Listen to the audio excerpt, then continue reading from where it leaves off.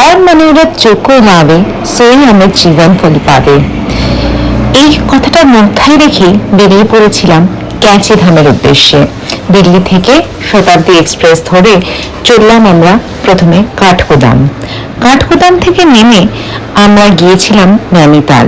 শতাব্দী এক্সপ্রেসের কথা আমি আরেকটা ব্লগে না হয় বলবো, বাট বলতে পারি বাট খুব কমফোর্টেবল একটা জার্নি, খুব রিল্যাক্সিং, এবং কি করে যে টাইমটা কেটে যাবে খেয়ে দিয়ে গোলাপ নিউজ পেপার পড়ে গোলাপের আর্টিফিশিয়াল সেন্ট শুকে বুঝতেই পারবেন না।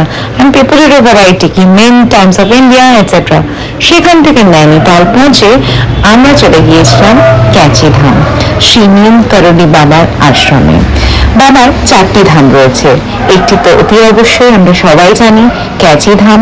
বিরাট কোহলি, মার্ক জাকারবার্গ সবার জন্যই এখন ঘরে ঘরে মুখে মুখে রয়েছে বাবার নাম। অসম্ভব শান্তিপূর্ণ ভাবে আমাদের দর্শন হয়ে গিয়েছিল। তারপরে চলে গিয়েছিলাম ওখান থেকে একটু দূরেই কাকরি ঘাটে। তার আগে একটু ক্যাচি ধামের সুন্দর দৃশ্য দেখে নিন। এবার চললাম আমরা কাকরি ঘাটের দিকে।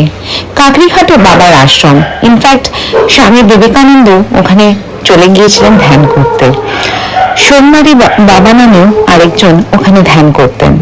অসম্ভব অসম্ভব শান্তির ভাইব যাকে বলে ওখানে ফিল করেছি। অপূর্ব সুন্দর দৃশ্য দেখতেই পাচ্ছ, নদীর ধারে ঘাটে অপূর্ব সে, এবং খুব কম লোক, এবং তাই হয়তো খুব শান্তি। সেইখান থেকে চলে গিয়েছিলাম ভুনিয়া ধাম। সেটাও বাবার আরেক ধাম রয়েছে।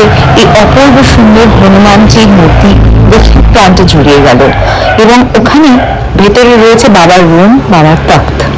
এইটা হচ্ছে গোরক্ষাল গরু দেবতার মন্দির। এখানে নাকি ঘন্টা বেঁধে চিঠি লিখে আমরা নিজের মনস্কামনা জানিয়ে দিতে পারি গরু দেবতা বা ন্যায়ের দেবতাকে।